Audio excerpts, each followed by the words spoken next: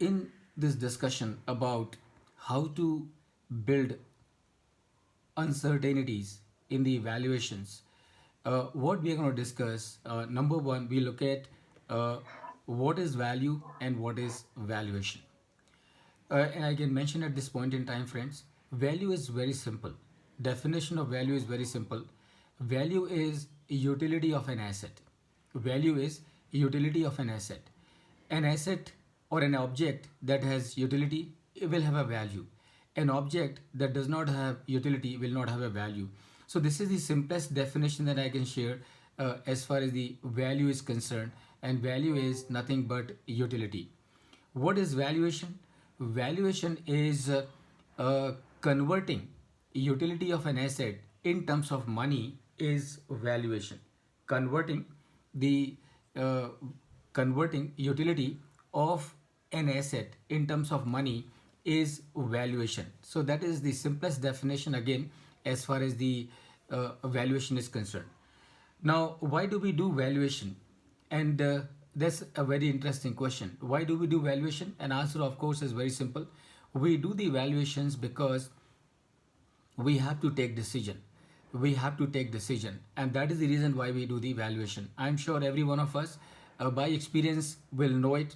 That any decision that is taken anywhere in the corporate world across the globe, all the decisions, whether those decisions pertain to organic growth or those decisions pertain to inorganic growth or those decisions pertain to the day-to-day operations of the business, all those decisions can be taken only because a valuation is done. So, and remember that valuation, of course, at times can be explicit or sometimes it can be implicit. So sometimes the valuation can simply be on a back of an envelope, or the valuation can be in the mind of someone.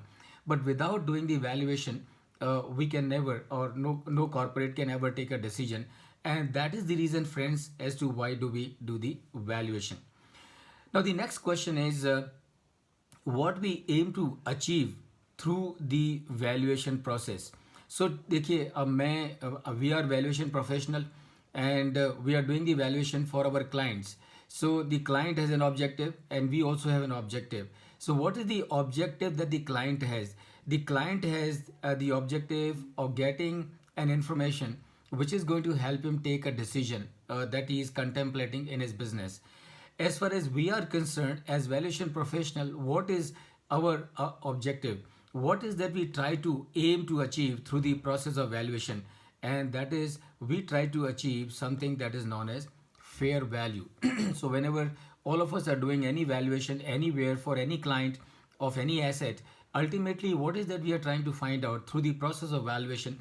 We are trying to find out as to what is the fair value of that asset. That means, and we all understand what is fair value. So obviously I do not have to elaborate any further on that. Now the question is why to reflect why to reflect world in chaos and COVID uncertainty in valuation. तो सवाल ये है कि ये जो topic है जिस पे हम बात कर रहे हैं as to how to build in or how to incorporate or how to factor the uncertainties, the current uncertainties as a result of chaos all over the globe. Why do we have to worry about factoring these uncertainties? Because these are uncertainties in any case. They will remain for some time. They will disappear after some time. So when they are going to disappear after some time, then why do we have to worry about them, and why do we have to factor them in the evaluation? And answer, of course, is very simple.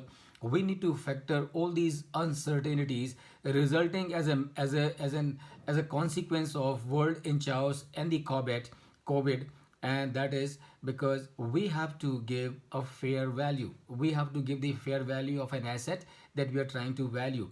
So unless and until we factor all the uncertainties that we are aware of in the evaluation, we will never be able to give a fair, we will never be able to arrive at a fair value.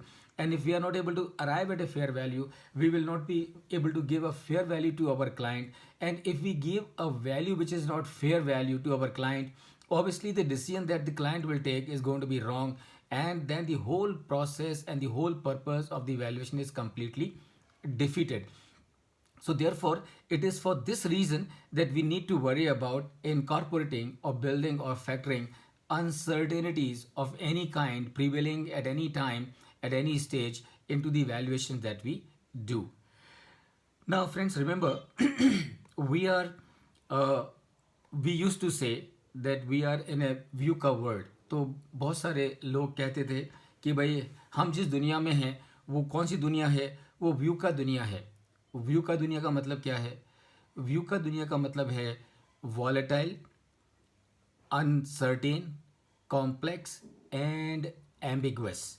So that is how one would define the view ka word. View V is for volatile, and U is for uncertain, and C is for complex, and A is for ambiguous. So this is the kind of word that we are in, and therefore obviously if we are in a view covered, then obviously these uncertainties need to be taken into account for the purpose of valuation. But I will say that we are not in a view covered today. Today we are into EA view covered. EA view covered. And what is EA view covered? EA view covered का मतलब है ever aggravating, volatile, uncertain, complex, and ambiguous word. So I'm sure, friends, if you look back and 2 years down the line, 1 year down the line, 5 year down the line, or behind, back, if you look back 5 years, 10 years, 20 years, you will see that the kind of the kind of volatility, the kind of uncertainty, the kind of complexity, and the kind of ambiguity that prevailed 10 years back was not as much as it was 5 years back, and it was not as much 5 years back as it was 2 years back, and it is not as much as it was prevalent 1 year from hence. Today, the degree of volatility, uncertainty, complexity, and ambiguity are extremely high, and they are continuously aggravating. And that is why I say that we are not in a VUCA world, we are rather in ever aggravating VUCA world. And that means what? That means as valuation professional, as professionals otherwise as well, we got to be continuously on our toes to ensure that when we arrive any valuation, all these uncertainties, all these VUCA factors are taken into account in our valuations. So from covering all this, we are going to look at as to what is the current global economic scenario. तो आज की तारीख में हिंदुस्तान में नहीं बल्कि पूरी दुनिया में किस तरह का इकोनॉमिक ग्लोबल सिनेरियो है, we will discuss that, and thereafter we will do the analysis of covid 2019. यानी कि कोविड 2019 का कौन कौन सी इंडस्ट्रीज पर इम्पैक्ट हुआ, कौन कौन से सेक्टर्स पर इम्पैक्ट हुआ, and number two, was it that the COVID was only a bad news or did only cause damage? Were there something positive also happened? And of course, it did happen. Okay, rightly or wrongly, negatively or positively, but it did happen as a result of the COVID. There were introduction of some new products, and we will understand them as to what they were. And therefore thereafter we will have a in summary of the economic impact. तो उसके बाद में हम चर्चा करेंगे कि कौन कौन सी इंडस्ट्रीज़ के ऊपर किस किस तरह का इम्पैक्ट हुआ as an outcome of covid 2019, and that is what we intend to cover. Now the question is, which I am sure is the focal area of our discussion today, and that is how to reflect the uncertainties in the valuations. तो हम लोग चर्चा करेंगे कि भाई ये जो world में आज की तारीख में जो अपहेबल है और जो कोविड है, जो कोविड पहले था और आज जिस तरह से कोविड की चर्चा हो रही है, जिस तरह से पूरी दुनिया में starting from China, Japan and south Korea, the way it is occurring there, are we on the verge of another mega wave which may be much more devastating than what it was in 2021? तो ऐसा अगर कुछ है तो उसकी जो uncertainties हैं उसको हम वैल्यूएशंस में किस तरह से रिफ्लेक्ट कर सकते हैं, क्या कर सकते हैं, so that we are able to reflect those uncertainties in the valuation that we do, and that is what we will cover. Thereafter we would discuss what factors affect valuations, यानी कि जो हम वैल्यूएशन देते हैं, so which are the factors, because once we know the factors that impact the valuations, it would be easy for us to understand and analyze and come to a conclusion as to these are the areas that we need to look at so as to incorporate uncertainties as a result of the current upheaval globally. So that is what we would look at, GEIC analysis. And then we would look at what are the factors that contribute to economic growth. So GEIC, of course, is would mean that we have to look at the entire thing from four angles. And first angle, of course, is the global. So we look at as to how is the global situation, and that is what we're going to discuss as part of the current global economic scenario. And then we look at the economy, so as to how is the economy of an individual country doing. And thereafter we look at the industry, so different industry in that economy we would look at. And finally we would also need to look at ultimately company. So for us to be able to factor the uncertainties of the current global economic scenario in the evaluations that we do, we will need to identify as to which are the factors that contribute to that affect the evaluation, and that is your GEIC. And thereafter we would look at as to what are the factors that contribute to the economic growth of a nation. So ultimately any valuation that we do are impacted by the global factors, are also impacted by the economic factors. So what are the factors that would contribute towards the strength of an economy of a nation, and that is what we would look at. Thereafter, of course, since we are talking in terms of building in the uncertainties into the evaluation, we would also look at as to what are the approaches or methods to use for factoring the uncertainties in valuation. तो हम जरा ये भी समझ के लेंगे कि अगर हमको अनसर्टेनिटीज़ को वैल्यूएशन में फैक्टर इन करना है और उनको इनकॉर्पोरेट करना है, उनको बिल्ड इन करना है, तो कौन से मेथड्स और अप्रोच हमको यूज़ करने चाहिए for the purpose of valuation, which are the options available to us in terms of the approaches of valuation, in terms of the methods of valuation, and that is what we would look at. And obviously when we talk in terms of the valuation, we obviously also need to look at in terms of intangible assets, right? So सीधी सी बात है और हम सभी को मालूम है, हम इस बात को अच्छी तरह से समझते हैं कि in running of the operations of different corporates all over the world, the general understanding is that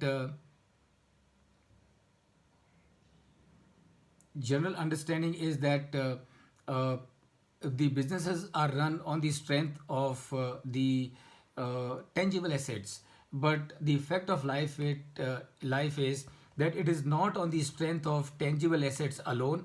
It is more on the strength of the intangible assets that the whole corporate world runs. And therefore it is absolutely imperative for every one of us to simultaneously also be on the same page as to what is the impact of valuation of intangible assets, and how these uncertainties need to be incorporated into the valuation of intangible assets also, or how these intangible assets are going to help the corporates or the companies in sustaining their valuations, and that is what we will do. So finally, of course, we would look at as to what are the most appropriate approach for in times like these, whether it is the cost approach or the market approach or the income approach for arriving at the valuation. And because ultimately it is not enough to identify the factors that would need to be incorporated. What is also equally important, or rather more important, is also to find out and identify as to how do we incorporate these uncertainties in in the valuations that we do. So friends, this is the agenda that we have, and of course at the end I am going to leave some time before we close, so as to have some questions from the side of every one of you, whatever that you may have, and I will be very happy to take them. Let's look at now what is the current global economic scenario. तो आज की तारीख में पूरी दुनिया में economy का जो ग्लोबल सिनेरियो है वो क्या है. Let us have a good understanding of that. Number one, the one factor is Putin Ukraine war, and I am saying Putin and not saying Russia because it appears that it is on account of more on account of Putin. That you have this invasion of Ukraine by Russia, and is more than 10 months now. Since this war has been going on, every one of us are very much aware as to what kind of devastation this war has caused for the economic system all over the world.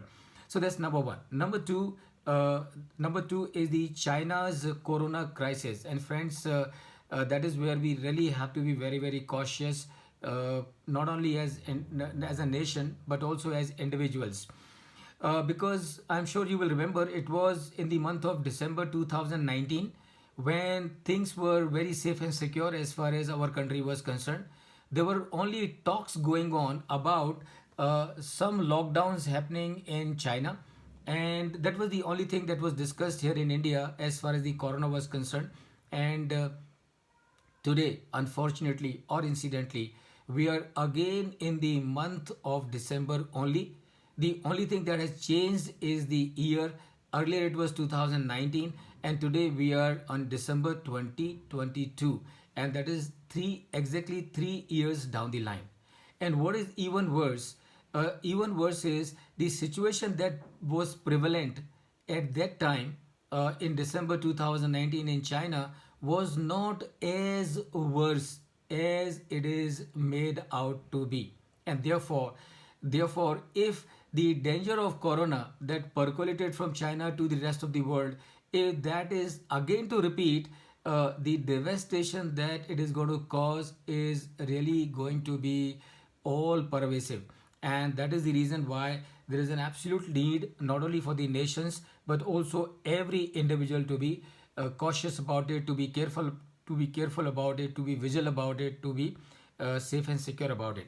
Number three, the global scenario that we have is there is a energy crisis in Europe, and there's a complete disruption of global supply chain. And I'm sure all of us are reading and hearing about it as to how the current inflationary situation that we have all over the globe, the increase in the rates of interest that has happened all over the globe, the is all because of the combined effect of these factors, and that is there's a complete disruption of a global supply chain.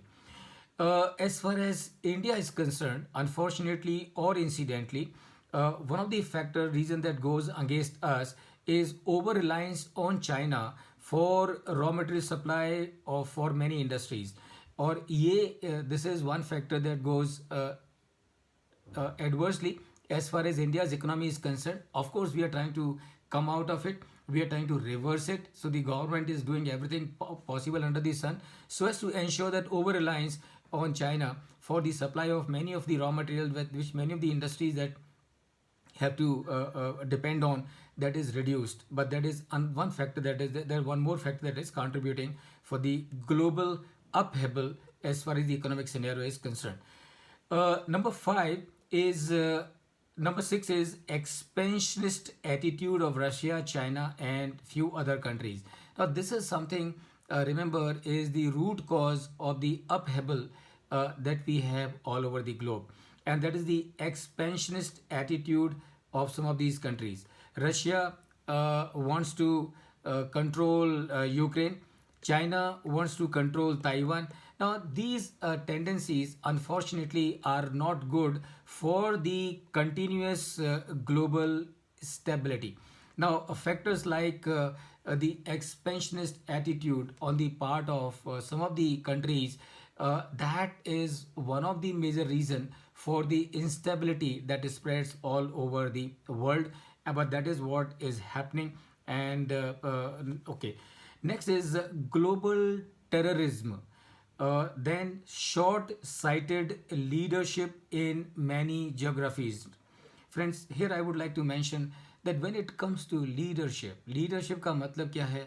Leadership का मतलब है to take care of all people, and to work for the betterment of everyone, without really thinking as to whether my person, his person, or whatever.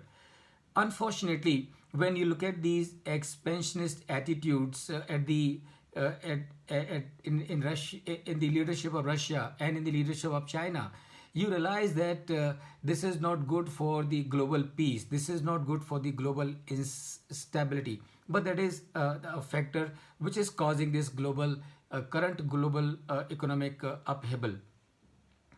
Rising interest costs, so obviously because there's a complete disruption of supply chain, and this disruption of supply chain is causing the inflation to rise.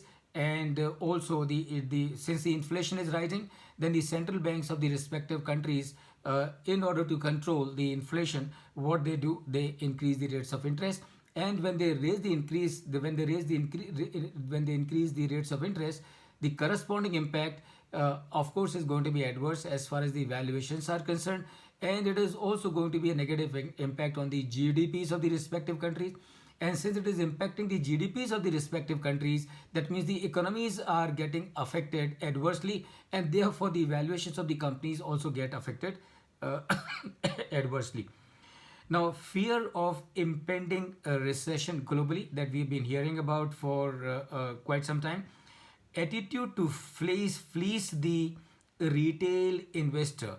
Now, this again, and remember, this is not a phenomena which is experienced in India, but this is a phenomena which is experienced all over the globe, and that is this attitude of fleecing the retail investor is again a cause again a reason that impacts the capital market and also impacts the economy. So another reason contributing to the global upheaval, fear of another even more dangerous wave of COVID swamping the world more drastically than in 2021. And that is today one of the biggest sources, other than the Putin and Russia and Ukraine war.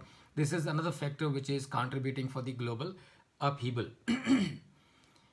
One more thing that all of us as the valuation professional will like to keep a track, and that is lack of mechanism of fixing accountability and holding responsibility for far-fetched valuations.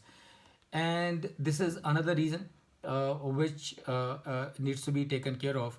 And this is what has to be taken care of. So a system needs to be worked out of fixing accountability and holding responsibility in case of far-fetched valuations by the corporate world, which results into a fleecing of the retail investor that needs to be controlled and taken care of.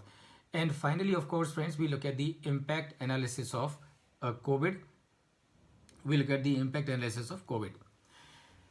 So let's begin with this point of lack of mechanism of fixing accountability and holding responsibility for the far-fetched valuations.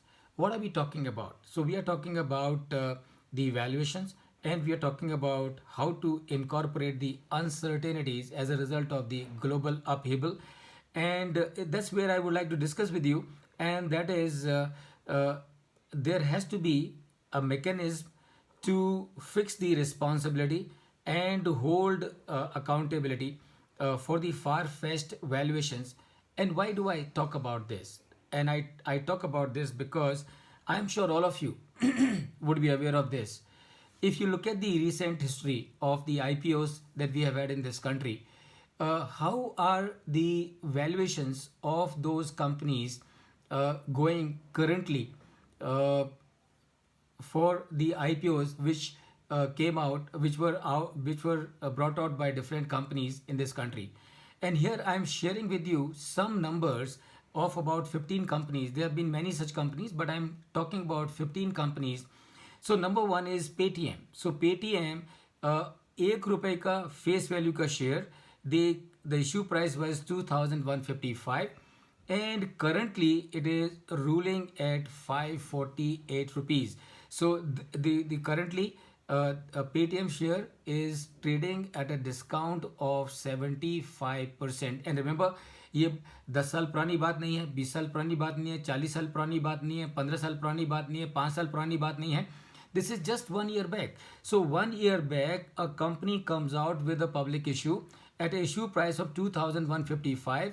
1 year down the line, this issue is trading at 548.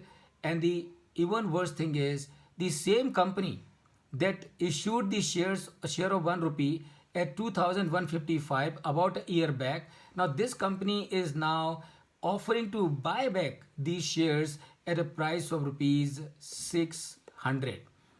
Can you imagine what kind of devastation this kind of pricing or the valuation would cause to the psyche and the enthusiasm of the retail investor?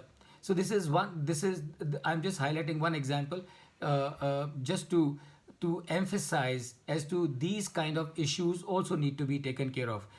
I can understand about I can understand about Zomato, because Zomato is trading at a discount of about 10%. It is understood. It's fine, because you can never be 100% sure. So some differences in the valuation of 10-15% can happen this way or that way.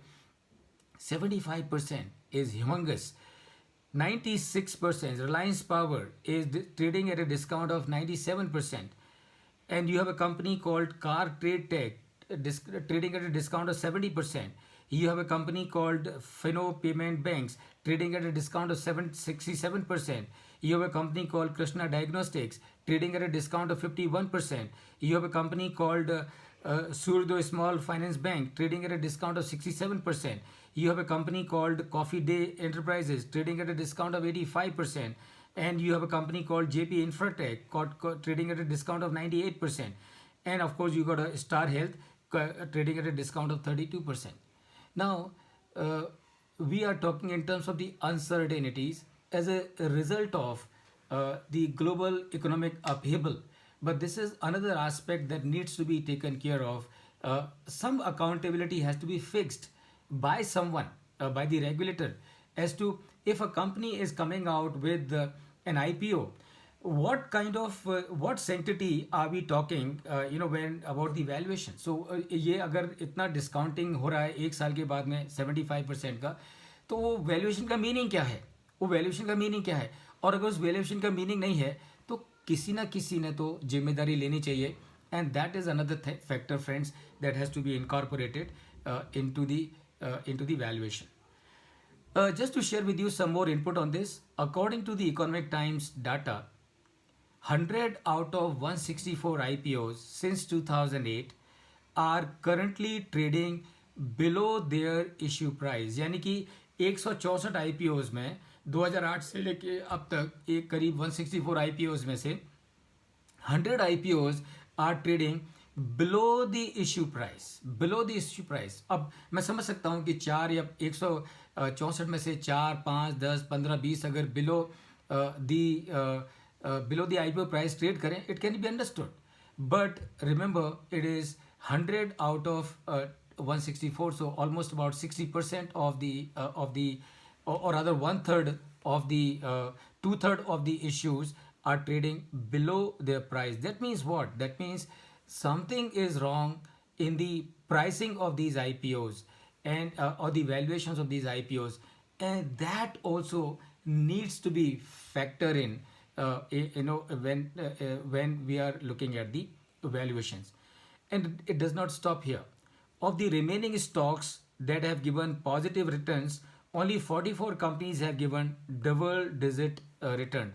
So 164 में से out of 164, 100 are trading at below the par, below the issue price, and out of the 64, 44 only have given a return which is in two digit, and The benchmark Sensex, on the other hand, has doubled during this period. So अगर आप देखें 2008 से लेके 2022 तक जो Sensex है वो double से भी ज़्यादा हो गई. Actually, it is much more than double. And whereas the companies that came out with IPOs, once out of 164, 100 trading at below the IPO price, 44 only giving positive return, and whereas the Sensex has more than doubled during this period. That means what? That means, friends, that is you and I, as the valuation professional, need to think about. That means something has been going wrong seriously in the pricing of the IPOs, and collectively every one of us need to apply our mind and see as to how this situation can be corrected. Please remember, it's not the number that 164 में से 100 issues are trading below the issue price. Is that number is not important. What is the impact of this number? Impact of this number is a huge number of retail investors must have suffered their lifetime savings because of far-fetched pricing of the IPOs by these companies. Now let's look at friends analysis of COVID 2019. तो अब हम क्या करेंगे? अब हम देखेंगे कि 2019 में जो कोविड हुआ उसका हमारी इकोनॉमी पे क्या फ़र्क पड़ा, और किस तरह से कौन कौन सी इंडस्ट्री को इम्पैक्ट हुआ और किस तरह का इम्पैक्ट हुआ. So we start with agriculture sector. Fortunately, post COVID 2019, fortunately our agri sector was not much impacted, and that I think was a big saving grace as far as our economy was concerned. Manufacturing sector, of course, was hit very badly because of the COVID, because of the lockdown. The companies could not be run. And therefore they could not manufacture. And that was one area that significantly contributed to the shrinking of India's economy post COVID 2019. Automobile sector, of course, is part of the manufacturing only, but then automobile sector suffered very badly. Travel and tourism virtually came to a grinding halt. And this was one industry that suffered one of the worst losses. Same was the case with the hotel and the restaurants. Same was the case for the aviation sector also. We all are aware, as a result of the COVID and the lockdown and the restrictions imposed all over the world by different geographies, the aviation sector was completely grounded. The one industry that did well during this time, and that was the digital and the internet economy. And I'm sure we all are aware as to how the video meeting platforms did well. A company like Zoom and so many of them did extremely well. The FMCG and the retail sector was not really impacted so much because of the COVID, and that is because those are the essentials, and the government also had made the arrangement so as to ensure that people are able to purchase whatever their daily necessities are, and therefore supply of these goods was not a big challenge. It suffered but not as much.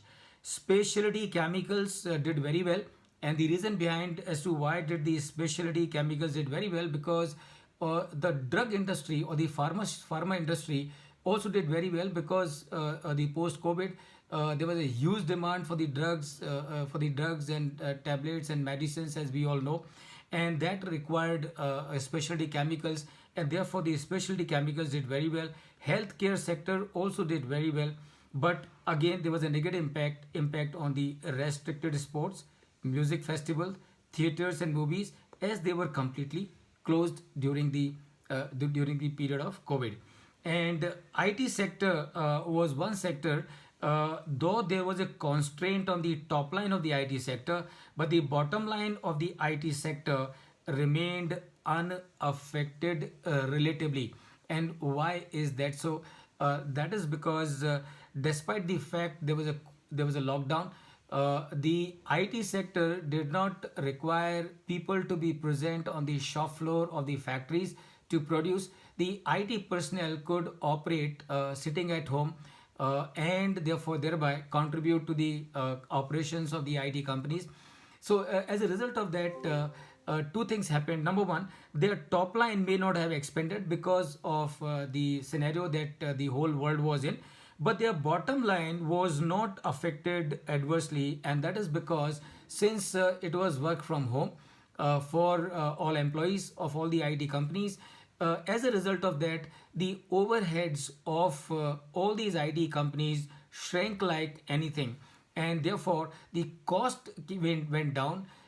Top line was what it was, and as a result of that, the bottom line of the IT companies was not impacted as much as one would have expected. Of course, if the situations were to be normal, they would have expanded. But nonetheless, the impact on their bottom line was not as severe as in case of the manufacturing or automobile or travel or tourism or hotels and restaurant or the aviation sector. Right. So this is how the impact on different industries of COVID 2019. What were there some silver lining as far as the COVID 2019 was concerned? So, when I say silver lining, it does not mean that did COVID do anything good for anyone. Of course, COVID did not do good for anyone anywhere all over the world. It was something that caused pain and agony for everyone. But as far as the economy is concerned, as far as the industry is concerned, as far as the products are concerned, it did impacted some of the industries and some of the products positively. So number one is work from home became the new norm. As a result of that, the companies who could afford to have their employees sit at home and work from their home were able to bring their overheads down, and that impacted their bottom line positively. Telemedicine has improved. Digital media for work commitments, entertainment, and education also picked up. And we all are aware that a time came in this country when post COVID 2019, even all the schools and the colleges were running virtually. So students were able to attend classes sitting at home, and that is because of the availability of the digital medium, and that is how the digital medium had a positive impact as far as the COVID was concerned. Online platform for work meetings, video calling with innovation. So I'm sure you will know that Zoom and Webex and so many platforms, they kept on improving their features, one by one, becoming more innovative so as to help the clients. QSRs, that is quick service restaurants. So because of the COVID, people were not able to move out, but they were able to take help and support of the QSRs, quick service restaurants, and they were able to order online and thereby be able to meet their food requirements. Online e-tailing picked up very well. Online platform for the digital contents also picked up very well. Food-based retail chains and essential commodity providers emerged as a winner. So all these companies, Big Basket and so many of them, Reliance Fresh, so many of them, GeoMart, all those companies that were able to deliver the goods at home did very well. Hand sanitizer, disinfectants, and surface cleaners did very well. Drugs and medicines, of course, did good. Wellness gurus and wellness centers did well because people were suffering from a lot of mental challenges, and those mental challenges could be taken care of by the wellness gurus and centers, so they did well. Personal hygiene products did well. Oximeters, personal protection equipment kits, and the mask did well. RT-PCR, of course, the mere mention of it gives a wave in our spinal cord, but that is also the people who were offering the RT-PCR services did well. Digitization happened in a big way.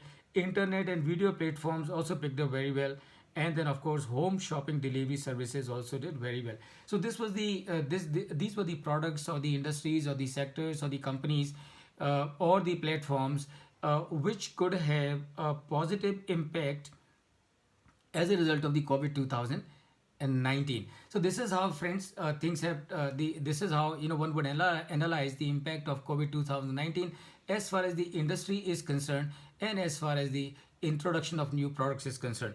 And how can we sum it up? So we can sum it up, the impact of COVID uh, industry wise.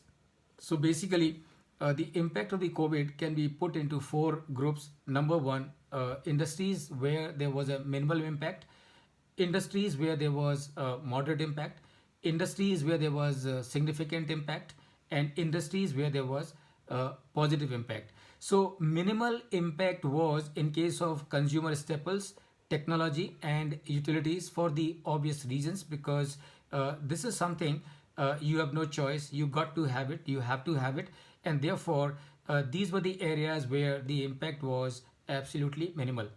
There was a moderate impact as far as the financials are concerned, or as far as the healthcare are concerned. There was a significant impact on retail, energy, consumer discretionary consumer items, entertainment, travel, tourism, aviation, restaurants, and hospitalities. So these were the sectors, friends, where there was a significant adverse impact as a result of COVID. And then, of course, there were certain areas where the impact was positive, and the areas where the impact was positive would include digital, internet, video calling and meeting, drugs and medicines, and the pharma and health care. So this is how, of course, healthcare has got two aspects. When I say moderate, and the another aspect is when I say positive. That means health care moderate का मतलब क्या है कि ये जो emergency, जो non emergency health care requirements हैं, दो suffered very badly, but the emergency health care requirements of course picked up quite well. So friends, this is how we would look at the impact of COVID in terms of industries, in terms of introduction of new products, and in terms of summary as to how the COVID impacted in four different ways, that is minimal, moderate, significant, and positive.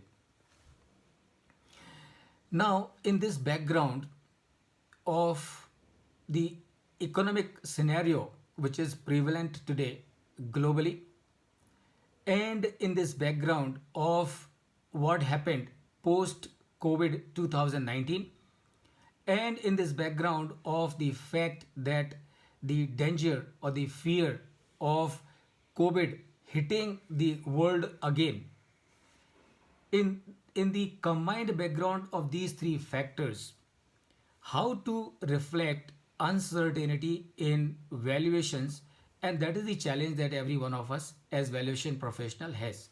तो जो factor हैं, और जो कौन से factor हैं, तीन factor हैं. एक तो जो इकोनॉमिक अपीवल है because of the Russia and Ukraine war, and the resultant disruption in the supply chain all over the world, post impact, and number two, the impact of the COVID 2019 and its effect, and number three, the current menace or the current danger or the current risk of the impending another wave of COVID. In this background, challenge for every one of us as the valuation professional is how to reflect these uncertainties in the valuations that we do. And now, before we move and discuss it, let us look at as to what do we mean by reflecting uncertainty. इसका मतलब क्या है? यानी कि जब हम बोलते हैं कि how to reflect the uncertainties in the valuations as a result of all this, इसका मतलब क्या है? इसका मतलब ये है कि किसी भी कंपनी का वैल्यूएशन, किसी भी एसेट का वैल्यूएशन डिपेंड करता है ऑन दी एनवायरनमेंट. सो जितना ज़्यादा एनवायरनमेंट फ्रेंडली होगा, और उतना ज़्यादा उस कंपनी के और उस एसेट्स के वैल्यूएशंस अट्रैक्टिव होंगे, और जितना बेकार एनवायरनमेंट होगा, उतना उसका जो वैल्यूएशंस हैं उतने अनअट्रैक्टिव होंगे और अनअपीलिंग होंगे. What is the meaning of reflecting the uncertainty in the evaluation, and the meaning of reflecting uncertainty in the evaluation is to ensure that whenever we are doing a valuation, that valuation takes into account all the prevalent risks and uncertainty, because unless and until all the prevalent risks and the uncertainties are duly incorporated in the process of the valuation, it is highly unlikely for us to come out with a value that can be said to be fair value. And if a value is not a fair value, remember, you and I will complete the evaluation report and maybe done away with it. But the consequences of this valuation that we will give are going to be far reaching for the users of these valuations. And the example, as I quoted little while ago, is the example of Paytm. तो Paytm का जिन लोगों ने valuation किया 2155 रुपए पे, वो लोग तो अपना वैल्यूएशन करके छूट गए, लेकिन 2155 में जिन रिटेल के लोगों ने ये शेयर को परचेज किया उनको आज 550 रुपए का भाव है, तो आप समझ सकते हैं कि 1600 रुपए का उनका लॉस पर share. So the what is the consequence? The consequence is devastating. I mean, I can say that many of the investors may perhaps take something which is a step which unfortunately can never be even spoken about. So therefore, all the uncertainties have to be taken into account. So this is the meaning of reflecting uncertainty in valuation. So doing valuation, as I would always say, is not a matter of prerogative or privilege or an honor. Doing valuation is a responsibility. And why doing valuation is a responsibility? Doing valuation is a responsibility because based on the valuation that we do, somebody is going to take a decision. And if our valuation is not a fair valuation, that somebody is going to be impacted negatively, adversely, and directly or indirectly, we are going to be the cause for the suffering of that user of the valuation that we have done. And therefore we have a big responsibility to ensure all the uncertainties are taken into account when we are doing the valuation. All the uncertainties which are there, all the uncertainties that we can think of, that we can imagine, are built into the valuations that we do, and then only we would be able to do the fair valuation. So now the question is how to reflect the uncertainty in the valuation. Now, as I said in the beginning, if we have to factor in the uncertainties in the valuation, what we need to understand as to what are the factors that affect the valuation. तो अगर हमको uncertainties को valuation में incorporate करना है, uncertainties को valuation में factor in करना है, अनसर्टेनिटीज को वैल्यूएशन में कंसीडर करना है, तो उसके लिए क्या जरूरी है? उसके लिए जरूरी है हमारे लिए ये समझना कि which are the factors that affect the valuation. And as we all know, the factors that affect the valuation are GEIC. G is for global, E is for economy, I is for industry, and C is for the company. That means what? That means as the valuation professional, for us to be able to build in the uncertainties into the valuation, we need to be aware of all these factors as far as the valuations are concerned. Now, globally, so when we talk about the four factors, G is for global, E is for economy, I is for industry, and C is for company. We have discussed G already, global, in the very beginning as to what are the factors currently, how is the global economic scenario that we have discussed. Let us now look at the economy. So अब देखिए कि पहली बात बहुत clear है कि किसी भी कंपनी के वैल्यूएशन में ये चार फैक्टर्स का बहुत बड़ा रोल होता है, क्लियर सी बात है. और इसमें से हम ग्लोबल फैक्टर्स को डिस्कस कर चुके हैं कि ग्लोबली आज की तारीख में how is the economic scenario. Let us now understand and focus on the economy. And उसके लिए क्या जरूरी है हमारे लिए समझना? उसके लिए हमारे लिए समझना ये जरूरी है, what are the factors that contribute to the economic strength of a nation. यानी वो कौन कौन से फैक्टर्स हैं जो कि किसी कंट्री की इकोनॉमिक स्ट्रेंथ को मजबूत करते हैं, right? So which are the factors that contribute to the economic strength of a nation. So we have discussed what global already, and let us now focus on the economic. So when we talk about economic factors, friends, in my view, there are 22 different factors that will contribute towards the strength of an economy, that will ensure that economy of a nation does well. And which are these 22 factors? These 22 factors are: number one, abundance of natural resources, renewable as well as non renewable. यानी कि क्या discuss कर रहे हैं हम लोग ये discuss कर रहे हैं कि ऐसे 22 कौन से 22 फैक्टर्स हैं जो कि किसी भी देश की इकोनॉमी को स्ट्रॉन्ग बनाते हैं, किसी भी देश की इकोनॉमी को मजबूत बनाते हैं, किसी भी देश की इकोनॉमी को long lasting, long sustainability provide करते हैं। Which are the 22 factors? And the one factor is abundance of natural resources. That means availability of natural resources in abundance. And which resources? Natural resources, renewable as well as non renewable. Number two, adequacy of skilled and productive manpower, that is demographic dividend. So the second factor that contributes towards the strength of an economy is the adequacy or availability of skilled and productive manpower. Number three, technological advancement. Number four, sound manufacturing sector. Number five, sound service sector. Number six, adequacy of agri produce or even excess of it. That means, is the economy producing enough agri products to take care of the requirements of its population? So if an economy is producing enough agri products which is good enough to take care of the requirements of the population of that country, it's a good sign. And if it is in surplus, then even better. Number seven, liberal and encouraging policy framework. और याद रखिए friends, ये जो point है सातवां, ये बहुत बहुत बहुत बहुत बहुत इंपॉर्टेंट है। और ये बहुत इंपॉर्टेंट क्यों है? ये बहुत इंपॉर्टेंट इसलिए है क्योंकि अगर leadership of an economy, if leadership of a country is biased, is prejudiced, is not visionary, that leadership is deficient leadership, and that deficient leadership can cause economy of a country to become bankrupt. And therefore, in the economy to do well, there has to be a liberal and encouraging policy framework. That means everyone should have every opportunity. So there should not be any differentiation among the people कि इनको देंगे, इनको नहीं देंगे, इनको देंगे कि नहीं देंगे डिसाइड करेंगे, ऐसा नहीं होना चाहिए.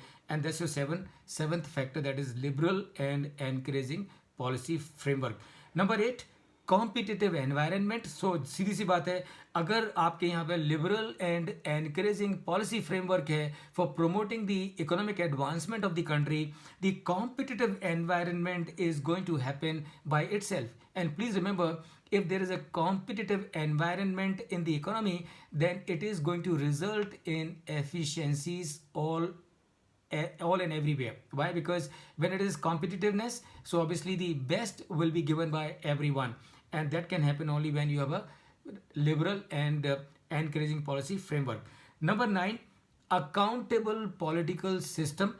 Number 10, good education facilities. Number 11, overall good infrastructure. तो खाली बातें करने से काम नहीं चलेगा, इंफ्रास्ट्रक्चर भी मजबूत होना चाहिए, और जो देश की लीडरशिप है उन्होंने इंफ्रास्ट्रक्चर डेवलपमेंट में भी काम करना चाहिए. Number 12, free flow of capital and technology. Number 13, tapping and optimization of natural resources. तो इतना सफिशिएंट नहीं है कि आपके पास में नेचुरल रिसोर्सेज हैं, उससे ज़्यादा क्या इंपॉर्टेंट है कि आप उन नेचुरल रिसोर्स को टैप करते हो, आप उन नेचुरल रिसोर्सेज को ऑप्टिमाइज करते हो. And that is the 13th reason, 13th factor that will contribute to the economic strength of a nation. Number 14, good governance and transparent administration. Number 15, accountable corporate democracy. Number 16, difference between profit and value addition. So remember, there's a big difference between the profit and the value addition. Profit is something that can be done through the productive activities through the non-productive activities. Value addition is something which is done only through the positive activities, and therefore people should understand that profit is not important. What is more important is the value addition. Profit is important, but not but what is more important is the value addition, and that is the culture that the nation has to have. Number 17, constant removal of inefficiencies from the system. Number 18, national culture of character and commitments towards the country and everyone. यानी कि क्या, यानी कि देश के हर आदमी ने अपने बारे में नहीं सोचना चाहिए, देश के हर आदमी ने हर किसी के बारे में सोचना चाहिए, और ये सोचना चाहिए कि किस तरह से मैं मेरे कामों की वजह से मेरे देश के लोगों को और मेरे देश को मदद कर सकूं. ऐसा national character and culture build होना बहुत जरूरी है for economy of a country to advance. And the classic example of course is Japan. As to how the Japan has progressed is all because of this 18th factor. Number 19, enough demand for goods and services, of course, and number 20, strong conviction and belief. Number 21, visionary and decisive leadership, and number 22, current focus on the आत्मनिर्भरता, self reliance. तो अगर ये 22 factor किसी economy में है तो आप मान के चलिए कि वो इकोनॉमी बहुत अच्छा करने वाली है. That economy is going to do well, very well. So friends, what we have discussed so far, we have discussed so far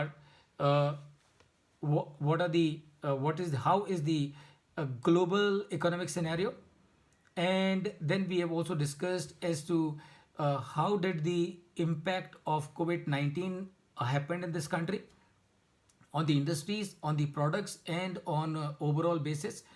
And then we have looked at the global factors, and now we have looked at economic factors. So as to which are the factors that would strengthen economy of a nation. कहने का मतलब क्या है? कहने का मतलब ये है कि जिस इकोनॉमी में ये 22 पॉइंट अवेलेबल होंगे उस इकोनॉमी में अनसर्टेनिटी उतनी कम होगी.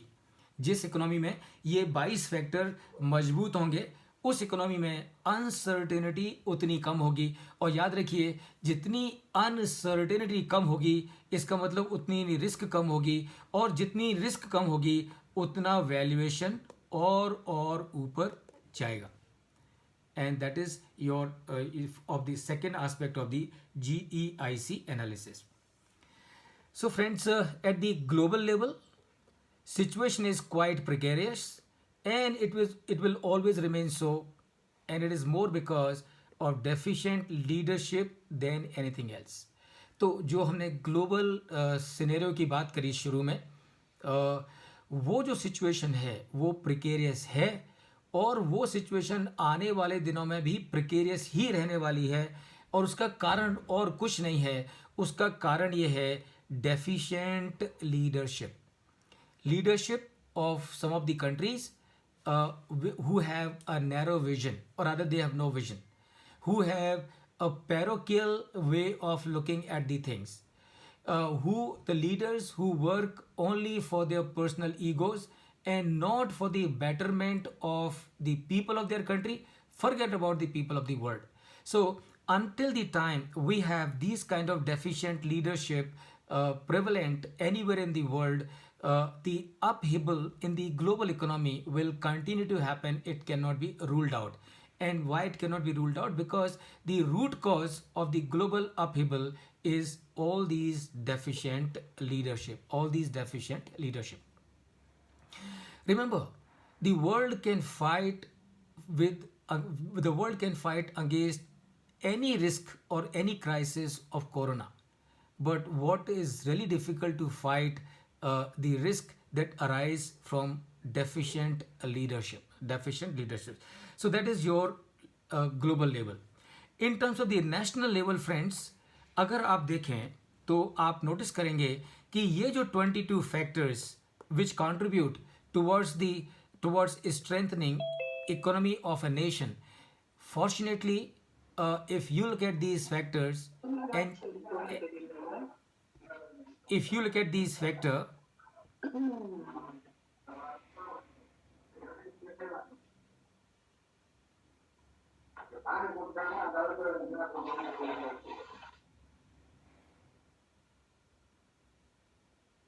I think someone needs to mute themselves.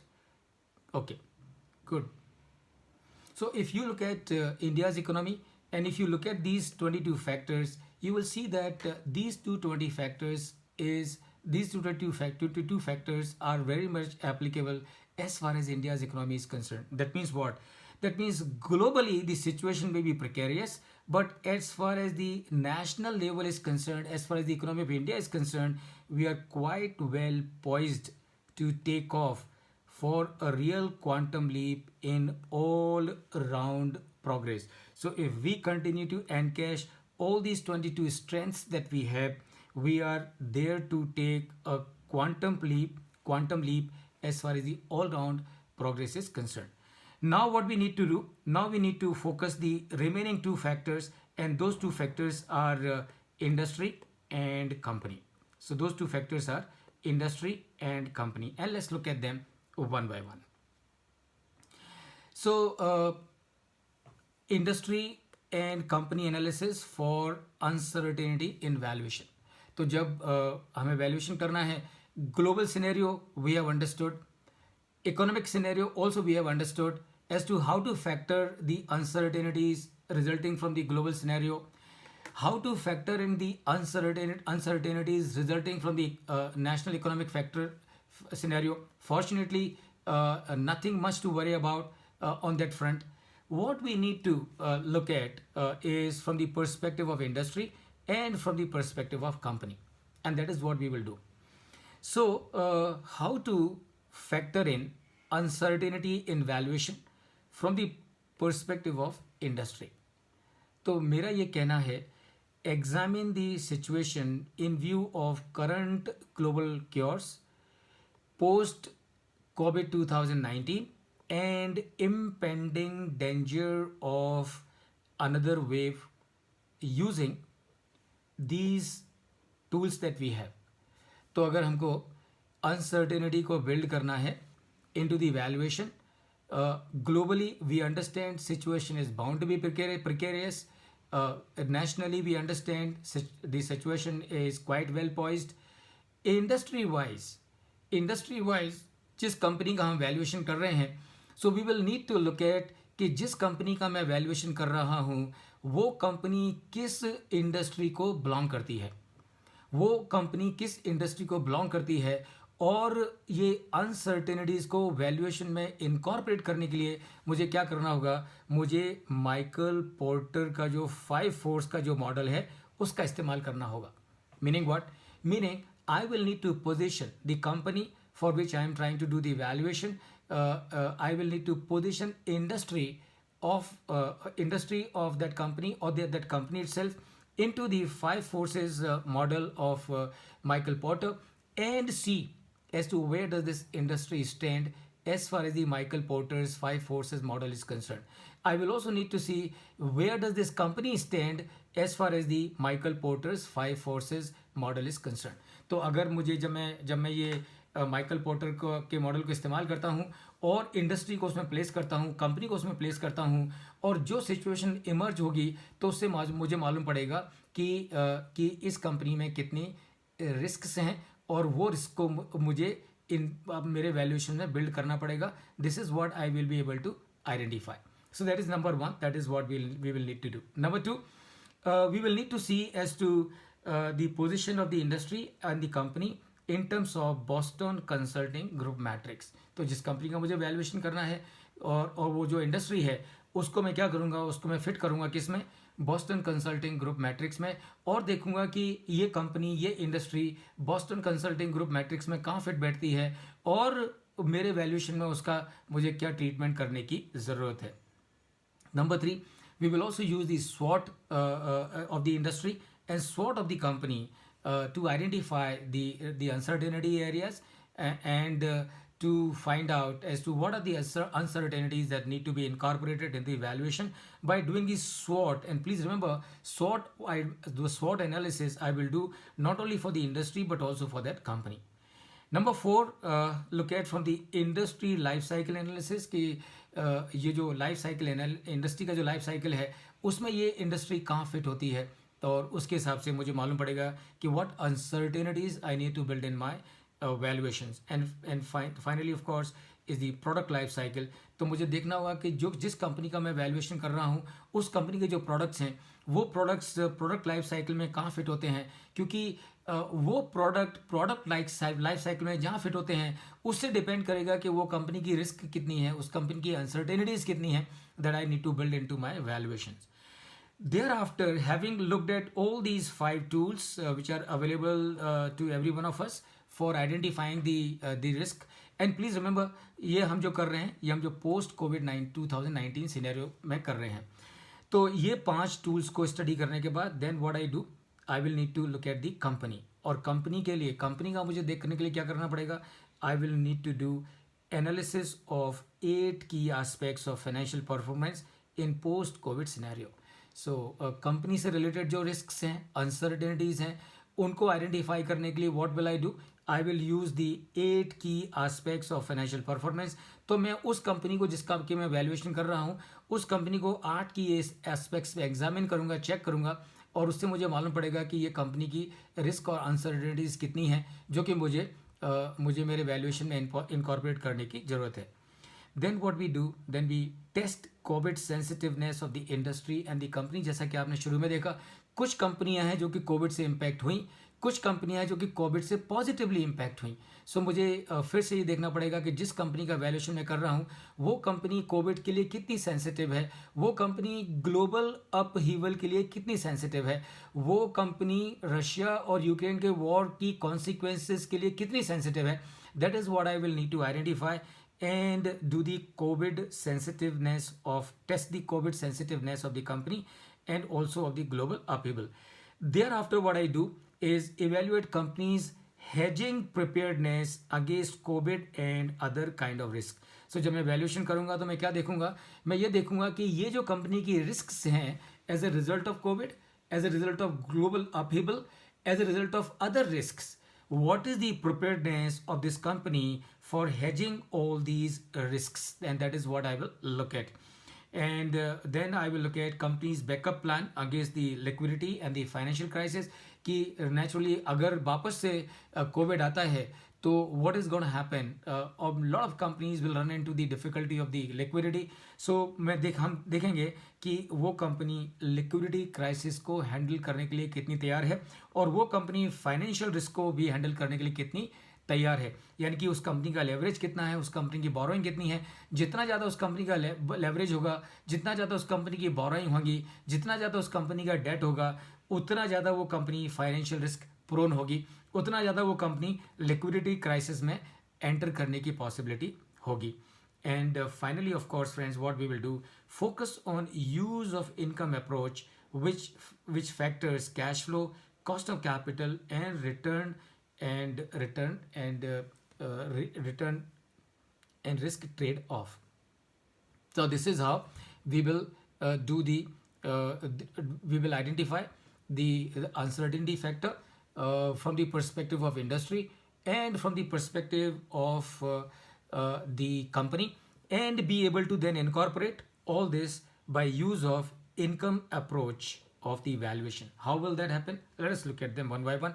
So let's look at first कि माइकल पोर्टर का जो 5 फोर्सेस मॉडल है वो उसका इस्तेमाल हम कैसे करेंगे to identify the risks attest to this company or to this industry that I am trying to value, so that I am able to build those uncertainties and those risks in my valuation. So Michael Porter model has got 5 forces, and the first force that we start with is the threat of new entrant. Threat of new entrant. तो जो नए लोग हैं उनके आने का threat कैसा है, that is the first force. So जिस कंपनी का वैल्यूएशन कर रहे हैं और ये कंपनी जिस इंडस्ट्री को बिलोंग करती है उस इंडस्ट्री में नए बिजनेसेस की आने की क्या पॉसिबिलिटी है, वो थ्रेट कैसी है. अगर वो थ्रेट ज़्यादा है दैट मीन्स आपकी उतनी रिस्क ज़्यादा है, और अगर वो थ्रेट न्यू एंट्रेंट की थ्रेट कम है इसका मतलब आपकी थ्रेट कम, आपकी रिस्क कम है. दैट मीन्स आपके वैल्यूएशन में आपको बहुत ज़्यादा अनसर्टेनिटीज़ को इनकॉर्पोरेट करने की आवश्यकता नहीं है. That's number one. Number two, the second factor or the second force which is there as part of the Michael Porter's five forces model, and that is bargaining power, bargaining power of suppliers.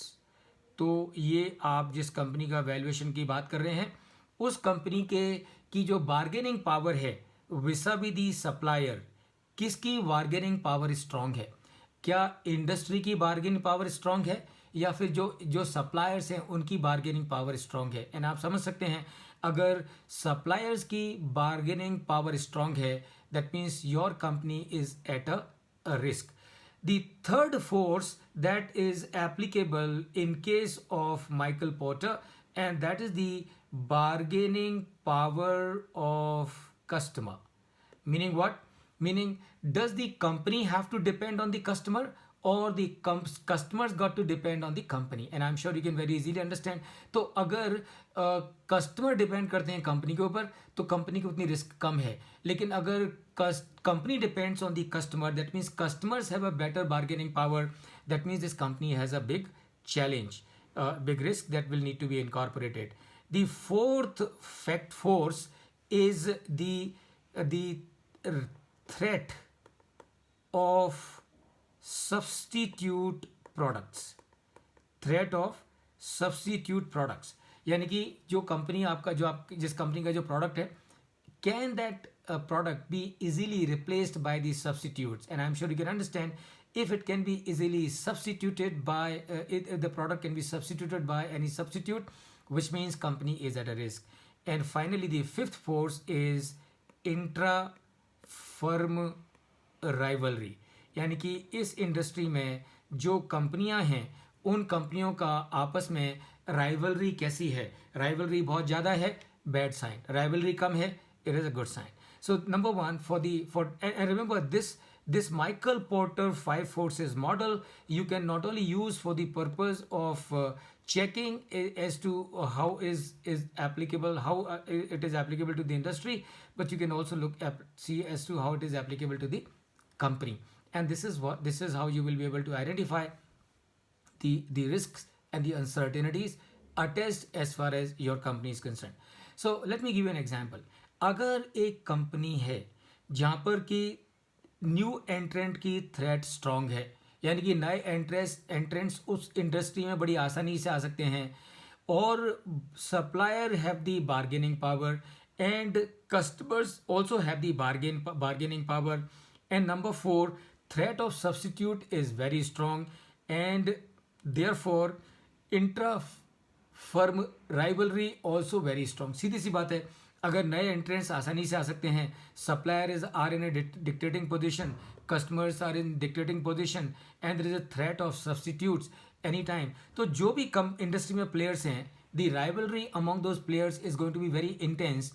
That means they will continuously be they will continuously be working to cut each other so as to sustain and survive. And which means what? Which means in your valuation you will need to incorporate much more risk and uncertainty as a result of a scenario like this. So that's your Michael Porter's five forces model that you can use for identifying the uncertainties and the risk applicable to the company for whom you are doing the valuation. Then you can of course use the Boston Consulting Group, and this is group matrix. So what it does, the Boston Consulting Group identifies the industries on two parameters, and what those two parameters are: the first parameter is the market growth, and the second parameter is market share. So this is high and this is low, this is high and this is low. So this is market share and this is market growth. So अगर कोई company, the company for whom you are trying to do the evaluation, अगर वो company की market जो growth है वो high है और उस कंपनी का जो मार्केट शेयर है वो भी हाई है, इसका मतलब क्या है? इसका मतलब ये जो कंपनी है ये स्टार कंपनी है, यानी कि इस कंपनी को किसी तरह की चिंता करने की जरूरत नहीं है, यानी कि इस कंपनी के लिए रिस्क और अनसर्टेनिटी उतनी कम है. क्यों कम है? क्योंकि एक तो इंडस्ट्री की जो ग्रोथ है वो हाई है, और दूसरा इस कंपनी का जो मार्केट शेयर है वो ऑलरेडी हाई है, so this company falls into the category of star. Then you have a company where the company's market share is high but the market growth is low. यानी कि जिस company की हम बात कर रहे हैं, जिस कंपनी का वैल्यूएशन करना चाह रहे हैं, वो कंपनी वो कंपनी का मार्केट शेयर हाई है इंडस्ट्री में, और जो मार्केट की जो ग्रोथ है, ग्रोथ प्रोस्पेक्ट्स है वो लो है. इसका मतलब this comes into the category of cash cow. Remember, I am using this word cash cow only for the purpose of expression. In terms of actually, we should never think in terms of milking the cash cows. वो हमें सोचना नहीं चाहिए, बल्कि हमको cows की care करनी चाहिए. So cash cow का मतलब क्या है? कंपनी जिसका क्या वैल्यूएशन कर रहे हैं, अगर वो कैश काउ कैटेगरी में आती है, यानी कि मार्केट उसका ग्रोथ लो है लेकिन कंपनी का मार्केट शेयर अच्छा है, it is falling into the cash cow category. That means this company will have good valuations for some time, and after that those valuations will start diminishing. That means there is an area of risk. Then you have a situation where market share is low and the growth of the market is also low. This falls into the category of dog.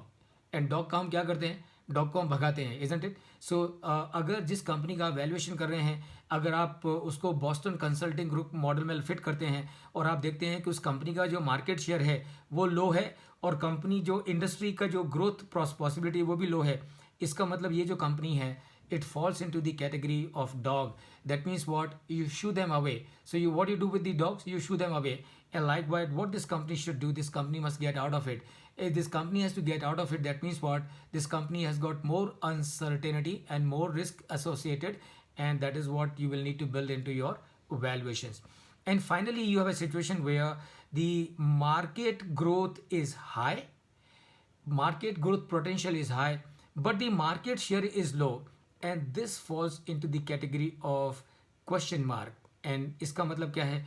इसका मतलब ये है कि as a business what this business needs to do, चूँकि इसका जो growth potential है वो हाई है और इसका जो मार्केट शेयर है वो लो है, तो इसका मतलब क्या करना चाहिए? This company must prepare a strategy. What strategy?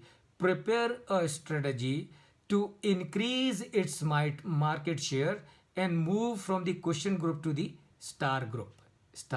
So अगर कोई कंपनी इस ब्रैकेट में आती है, इसका मतलब ये कंपनी का पोटेंशियल ज़्यादा है, इसकी रिस्क कम है, and this is how you will build into your computations. And then of course you have the third model, and the third model is your SWOT analysis. So SWOT का मतलब है strengths, weaknesses, and strengths, weaknesses, opportunities, and threats. So do this SWOT analysis for the industry that you are trying to value and the company that you are trying to value. This will give you a lot of ideas. As to where does this company stand today, and how this company's future is. तो अगर किसी company की threats बहुत ज़्यादा हैं, सो जब आप स्वॉट analysis करते हैं किसी कंपनी का या इंडस्ट्री का, और आप जब उसको एनालिसिस करते हैं, तो you write many things under the threats. That means there is a lot to incorporate as far as uncertainty in the evaluation is concerned. If you see many things about the opportunities, that means this company is that much stronger, and therefore there are less worries on account of uncertainties. And then of course जो company की strength है, the company has to have a strategy to encash them. तो जो company की strength है उनको encash करना है, और जो कंपनी की वीकनेसेस हैं उसके लिए कंपनी को क्या करना है? Company need to deploy a strategy to eliminate them. And this is how you will use the SWOT analysis for identifying the uncertainties or the growth potential for the industry that you're trying to value, or for the company that you're trying to value.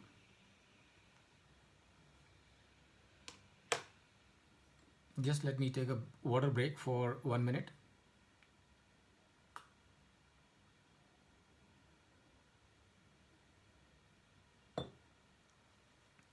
Now, to identify the uncertainties, what we also need to do, we need to place the industry that we are trying to value in the industry life cycle and see as to the industry that we are trying to value or the company that we are trying to value and the industry it belongs to, where does that industry fits into the industry life cycle. Is it at the birth stage, is it at the growth stage, or at the shakeout stage, or at the maturity stage, or at the decline stage? So obviously, as you keep on moving from here to up to here, you will see that your uncertainties will keep on diminishing, and as you start climbing down, you will see that your uncertainties and the risk will keep on increasing. So depending on as to where does your industry fit on this industry life cycle, whether at the birth stage, or at the growth stage, or at the shakeout stage, or at the mature stage, or at the decline stage. So on that will depend the valuation of the company that you're trying to value, and on that will also depend the degree of uncertainty is associated with that company that you will need to incorporate in your valuations.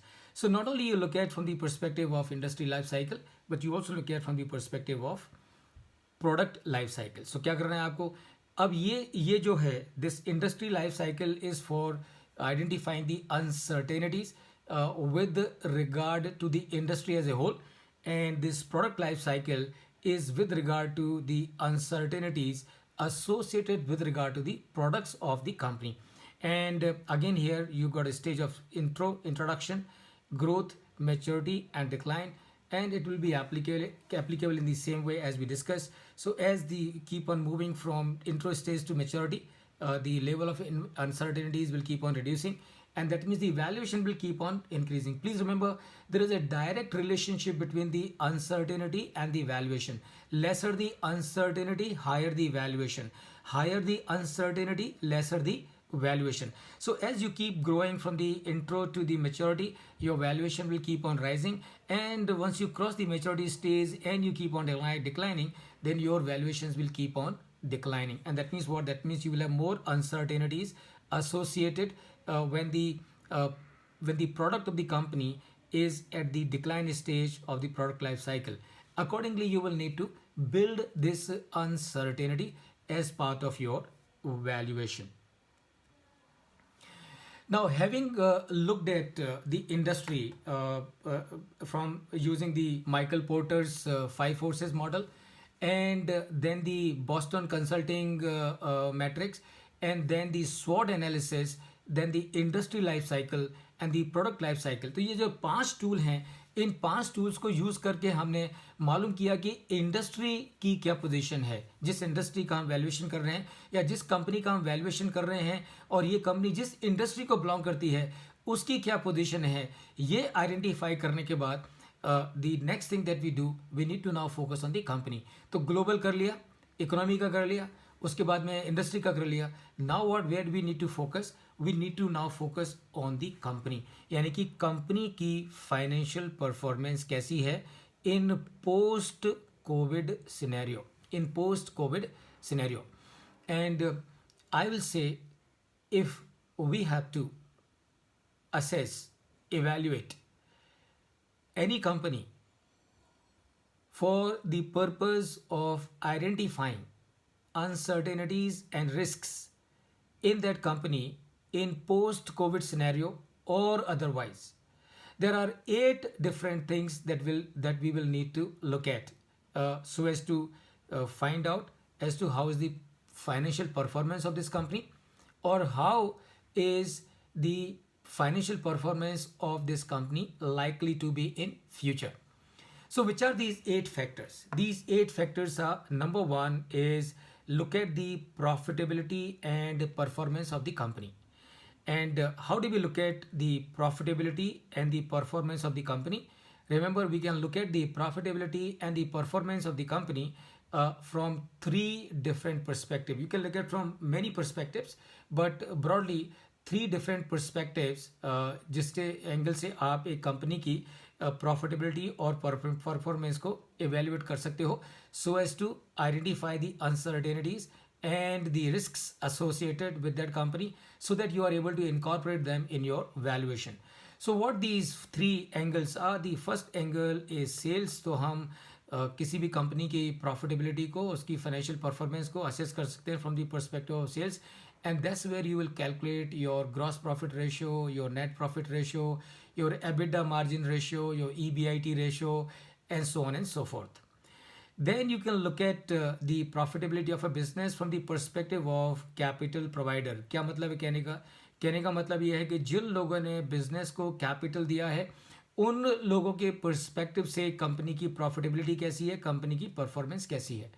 तो इसके लिए आप कौन से ratios calculate कर सकते हैं, कौन से KPI यूज़ कर सकते हैं, कौन से इंडिकेटर यूज़ कर सकते हैं, कौन सी मैट्रिक्स यूज़ कर सकते हैं. तो टू इवेलुएट और टू जज द परफॉर्मेंस और the profitability of a business and the risks associated with that going forward, you can use a ratio which is commonly used is return on equity, and you can also use a ratio called return on capital employed, and you can also use a ratio which is known as earning per share.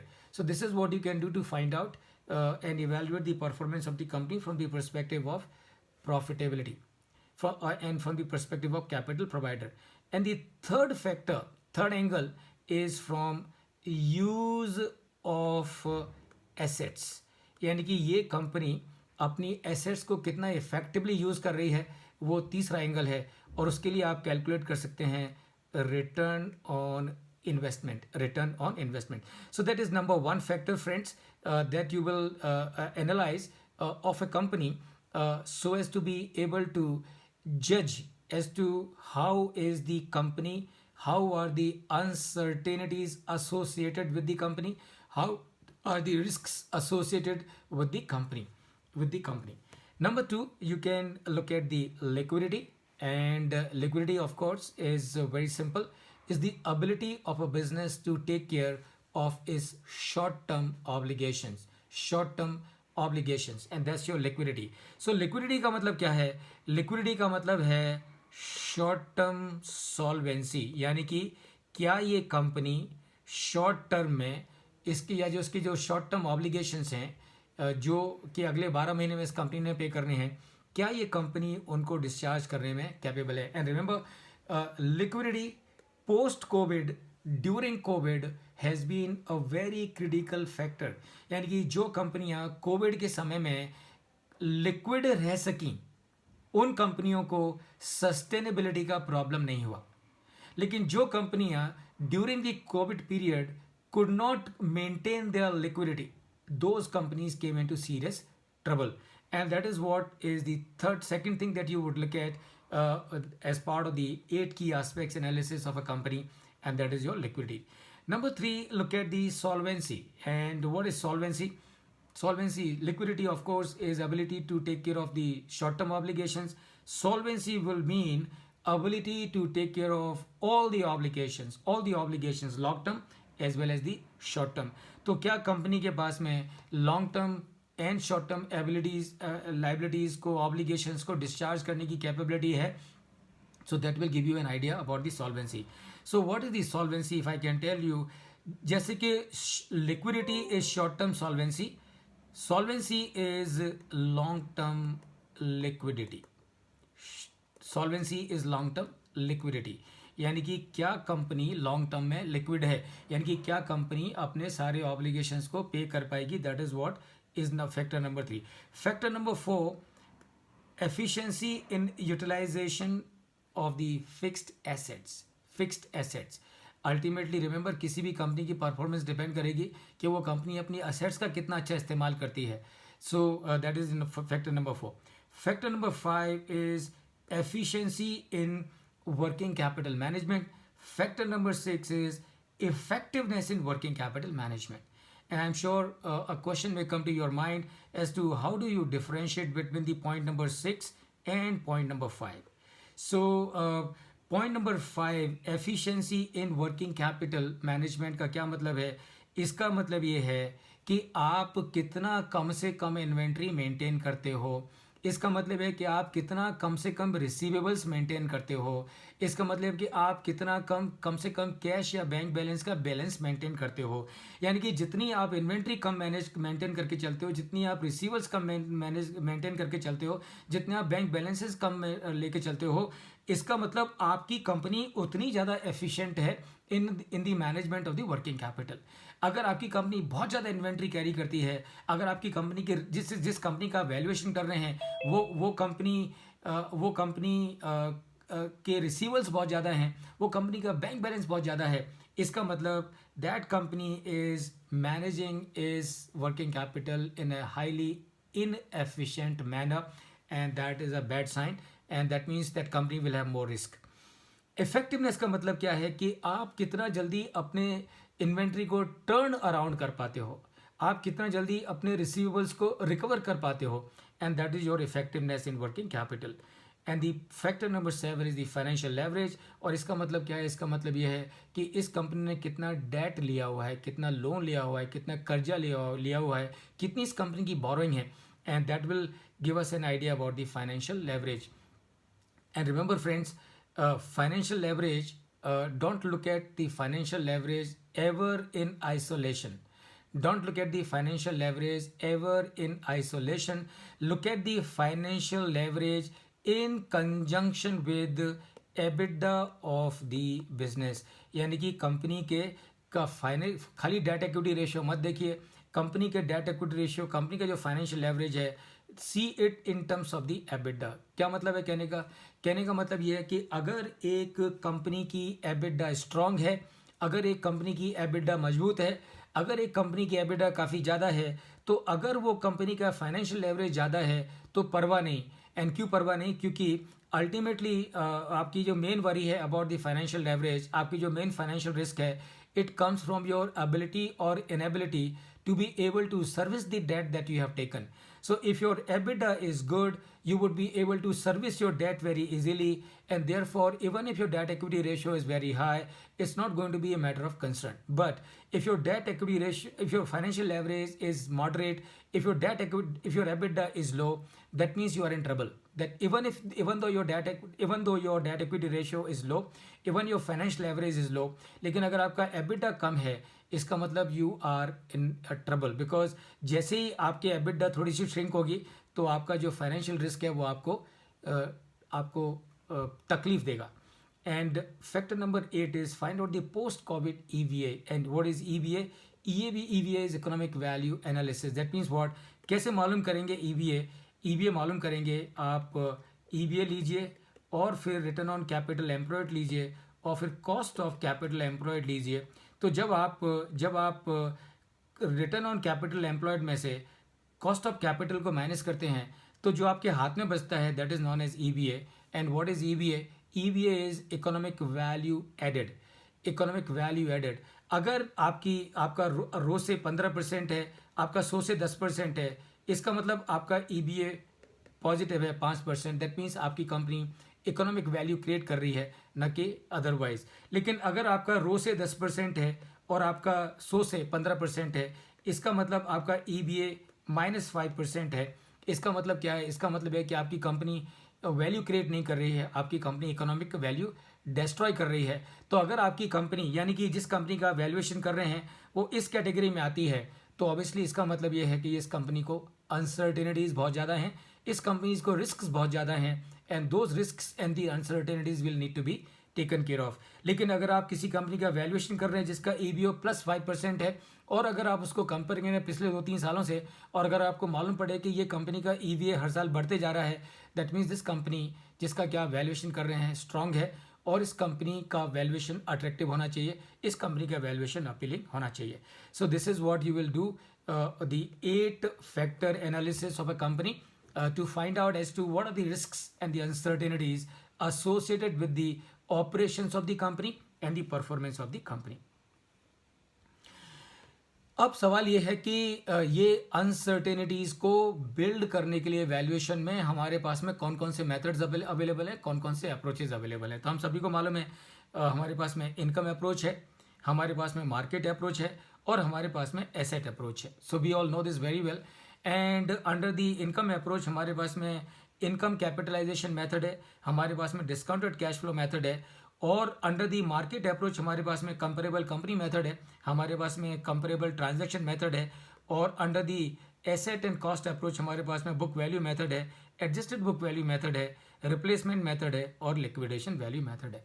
तो अब सवाल ये है कि अगर हमको in the background of the global upheaval in the economy, in the background of COVID post 19 COVID 2000 COVID-19, and the impending danger of the current new wave of COVID happening as a result of what is happening in China, South Korea and Japan, अगर हमको वो सारे factors और उससे resultant जो uncertainty है उसको incorporate करना हो वैल्यूएशन में, तो इसमें से कौन सी अप्रोच हमको यूज करनी चाहिए? Should be use the asset approach, और should be use the market approach, और should be use the income approach?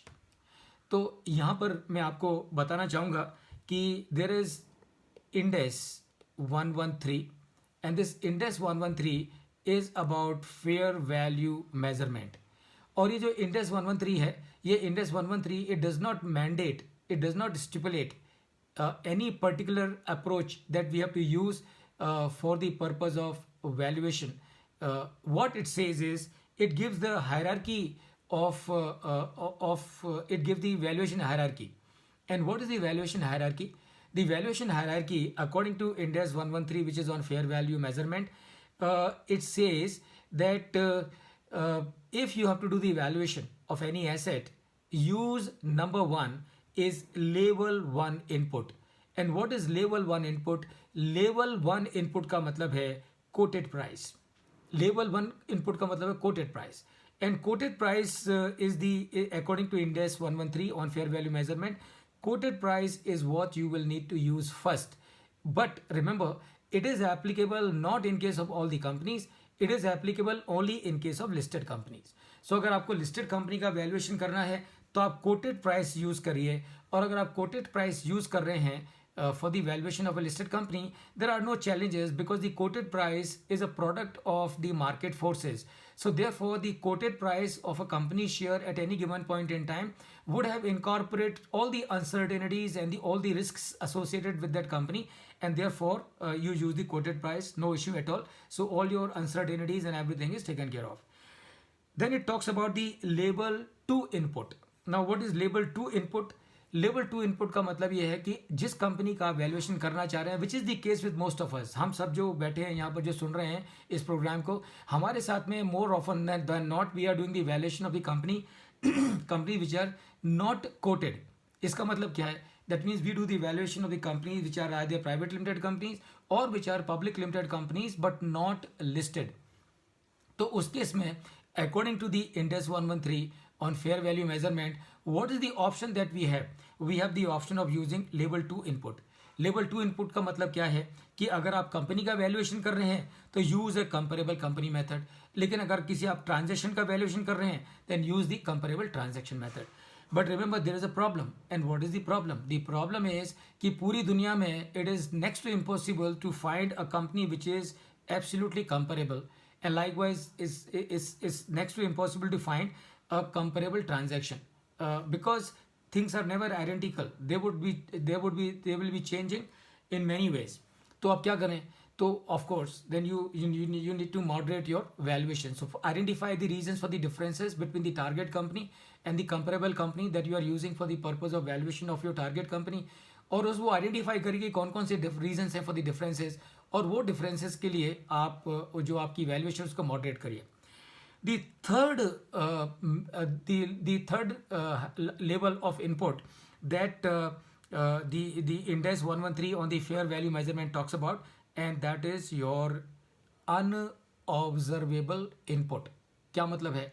मतलब यह है कि according to index 113 which is on fair value measurement, आप अगर एक लिस्टेड कंपनी का अगर लिस्टेड कंपनी का वैल्यूएशन कर रहे हैं, कोटेड कंपनी का वैल्यूएशन कर रहे हैं, यूज द कोटेड प्राइस. अगर आप एक कंपनी का वैल्यूएशन करें जो कि लिस्टेड नहीं है लेकिन उसके जैसी कोई दूसरी कंपनी है जो कि लिस्टेड है, use the valuation of the listed company, moderated for the changes differences between the target company and the and the company that you are using as a reference, comparable company. और अगर ये दोनों ही आपके पास में option available नहीं है, और लेकिन कंपनी का वैल्यूएशन तो आपको करना है। सो मैं और आप क्या करते हैं, मैं और आप उन कंपनियों का वैल्यूएशन करते हैं जो कि लिस्टेड नहीं है या जो प्राइवेट लिमिटेड है। तब अब क्लाइंट आएगा तो हम उसको ऐसा नहीं बोल सकते कि हमारे पास में आप लिस्टेड नहीं हो तो हम आपका वैल्यूएशन नहीं कर सकते हैं। Of course we will do the valuation, but how do we do the valuation? And we do the evaluation by using level 3 input. And what is level 3 input? According to index 113, level 3 input का मतलब है use unobservable data। और unobservable data का मतलब क्या है? Unobservable data का मतलब ये है create your own information, create your own information and use that information for doing the valuation, and that is where friends we use the discounted cash flow method। तो हम जब DCFM यूज कर रहे हैं, what are we doing? We are creating projected profitability statement, we are creating projected balance sheet of the company, we are creating projected cash flow of the company, and then we use that projected cash flow for the purpose of valuation। And therefore in my view, if we have to incorporate all the risks and the uncertainty that we are talking about, especially in case of a company that we are trying to value, which is not a quoted company or which does not have a comparable company, what we need to do, we need to use the income approach, and under the income approach we need to use the discounted cash flow method। Of course remember, so whenever we are doing the valuation of any company, and thinking in terms of incorporation of the uncertainties and the risks, we obviously cannot forget the intangible assets. So the intangible assets also need to be valued. The good news is whether it's a tangible asset or intangible asset, as far as the approaches are concerned, they are same: income approach and market approach and the cost approach. What changes is are the methods. So in case you want to do the valuation of an intangible asset and you want to use the income approach, or income approach is the only approach that you can use, the method which are available for you for doing the valuation is relief from royalty, with and without, distribution method, greenfield method, or meme, that is multi-period excess earning method. Or under the market approach you can use the multiples, or you can use the comparable transaction guideline method. In case of the asset approach you can use the reproduction or the replacement methods. Now finally friends, how to incorporate these uncertainties into valuation? So we have understood as to how to identify the uncertainties in case of any valuation. Now the question is, how do we incorporate these uncertainties in the valuation so that the valuation that we are giving is a fair value, So how do we incorporate these uncertainties? Number one, in case of quoted stock, is ongoing process as the market takes care of the same। यानी कि जो quoted price है वो quoted price is result of the market forces, and therefore the uncertainties are already built into the valuation in case of a quoted company। In case of unquoted stock, focus on level 3 input that I just discussed with you as per index 113 on the fair value measurement। Be cautious in determining growth rate। So जब हम discounted cash flow use करते हैं, so we use the two-stage discounting model, and while using the two-stage discounting model we identify the explicit period and we identify the terminal period, and for both these periods we will use a growth rate। So when we are trying to incorporate the uncertainties into the valuation for unquoted stock, whatever growth rate that you are taking, whether for the explicit forecast period or for the terminal period, make sure that you exercise tremendous caution। Now make sure all assumptions of the discounted cash flow are well founded, and take care of all uncertainties listed above by suitably adjusting। यानी कि जो भी factor हमने identify किए हैं उन factor से resulting जो भी अनसर्टेनिटीज हैं उनको इनकॉर्पोरेट करने के लिए हमको क्या करना पड़ेगा? We will need to suitably adjust number 1 level of activity, number 2 selling price, number 3 all costs, COGS, SG&A, depreciation, amortization, interest cost, all the cost, all risks, cost of capital, and of course the growth assumptions.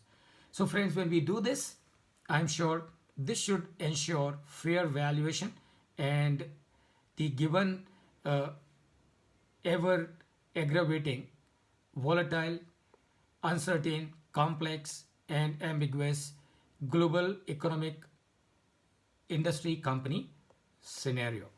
So, friends, with this discussion, I come to a close of my session. Big thanks to every one of you. I would be very happy in case if there are any question from any one of you. Thank you so much. Thank you.